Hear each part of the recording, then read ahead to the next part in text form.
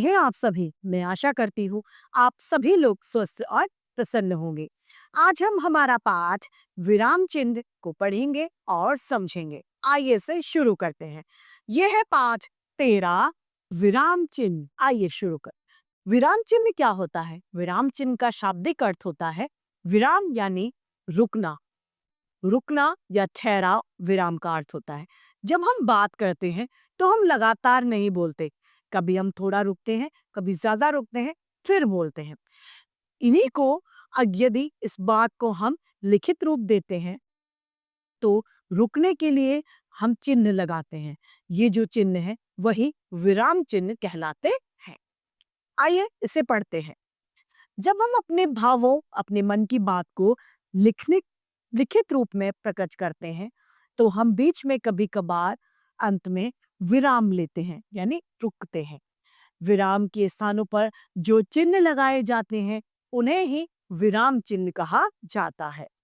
जैसे कि मयंक, तुम कहाँ जा रहे हो के पीछे चिन्ह लगाया जिसे प्रश्नवाचक चिन्ह कहते हैं, क्वेश्चन मार्क। मैं घर जा रहा हूँ, यहाँ पर पूर्ण विराम यानी खड़ी पाई का प्रयोग हुआ। यहाँ पर यह पता चल रहा है कि वाक्य यहाँ पर खत्म हो गया, समाप्त। यहाँ मयंक तुम कहाँ जा रहे हो पे प्रश्नवाचक, मैं घर जा रहा हूँ में खड़ी पाई यानी पूर्ण विराम।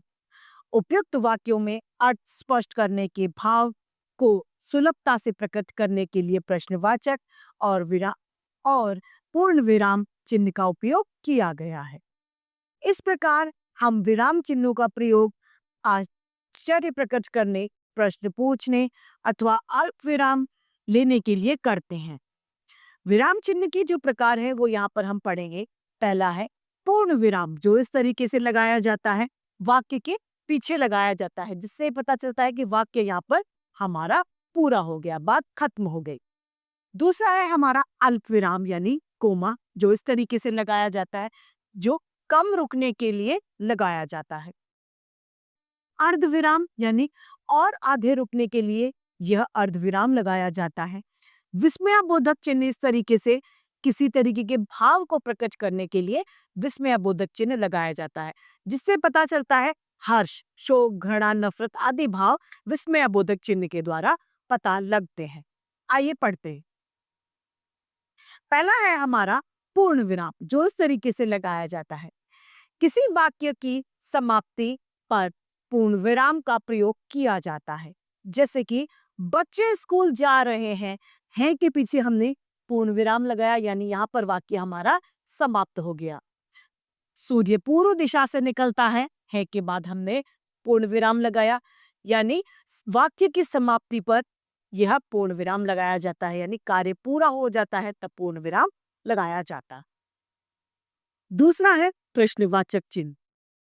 प्रश्नवाचक चिन्ह का प्रयोग प्रश्न पूछे जाने वाले वाक्यों के पीछे लगाया जाता है, जिससे यह पता चलता है कि यह प्रश्नवाचक वाक्य है। इस विराम चिन्ह का प्रयोग प्रश्न पूछने वाले वाक्यों के आखिर में होता है।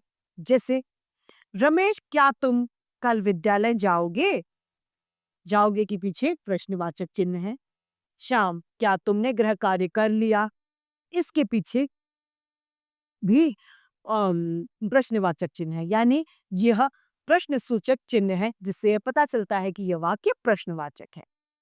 तीसरा हमारा आता है अल्प विराम, जिसे हम कोमा भी कहते हैं। ये अल्प विराम थोड़े समय के रुकने के लिए लगाया जाता है, जैसे कि सीता, गीता, मनीष और राम। तो सीता, गीता और मनीष के बीच में हम अल्प विराम यानी कोमा का प्रयोग करेंगे। अल्प विराम का प्रयोग थोड़े समय रुकने के लिए होता है। अल्प विराम एक भाव को दूसरे भाव से अलग करता है, जैसे कि रमेश, श्रेया पार्क में खेल रहे हैं। रमेश और श्रेया के बीच में हमने कोमा यानी अल्प विराम लगाया, जिससे हमें थोड़ी देर उसके बीच में रुकना है। तिरंगे में केसरिया, सफेद और हरा रंग होता है, यहाँ पर भी हमने अल्प विराम का प्रयोग देखा।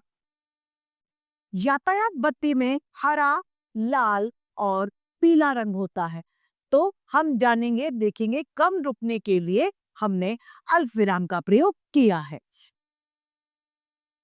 यहाँ पर रमेश, मिनी, श्रेया के नामों के बीच में अल्प विराम का प्रयोग किया गया, यानी हमें अल्प यानी थोड़ा रुकने की जगह अल्प विराम का प्रयोग किया जाता है। चौथा है विस्मय बोधक चिन्ह। विस्मय बोधक चिन्ह का प्रयोग अपने मन के भावों जैसे खुशी, दुख या शाबाशी आदि को व्यक्त करने में किया जाता है। हर्ष, शोक, घृणा, भय, उल्लास जैसे भावों को प्रकट करने के लिए विस्मयबोधक चिन्हों का प्रयोग होता है। शाबाश, शाबाश के साथ में हमने विस्मय सूचक शब्द चिन्ह का प्रयोग किया। तुम कक्षा में प्रथम आए हो। अरे, अरे के बाद में फिर से विस्मय सूचक चिन्ह। तुम विद्यालय नहीं गए। अब है हमारा अर्धविराम चिन्ह। पांचवा, अर्धविराम चिन्ह का प्रयोग तब किया जाता है जब वाक्यों में हमें पूर्ण विराम से पहले कहीं रुकना हो। जैसे, जिसे मैंने अपना मित्र समझा, समझा के बाद में हमने अर्धविराम का प्रयोग किया। वही आस्तीन का सांप निकला। मयंक तो अच्छा लड़का है, किंतु उसकी संगत ठीक नहीं।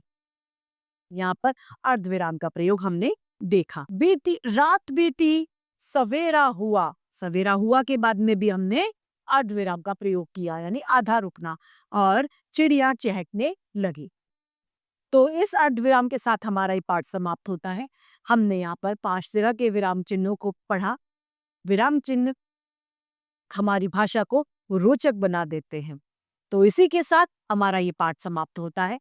मैं आशा करती हूँ आप सभी को यह पाठ भलीभांति रूप से समझ में आया होगा। आज के लिए इतना ही। फिर मिलते हैं। धन्यवाद।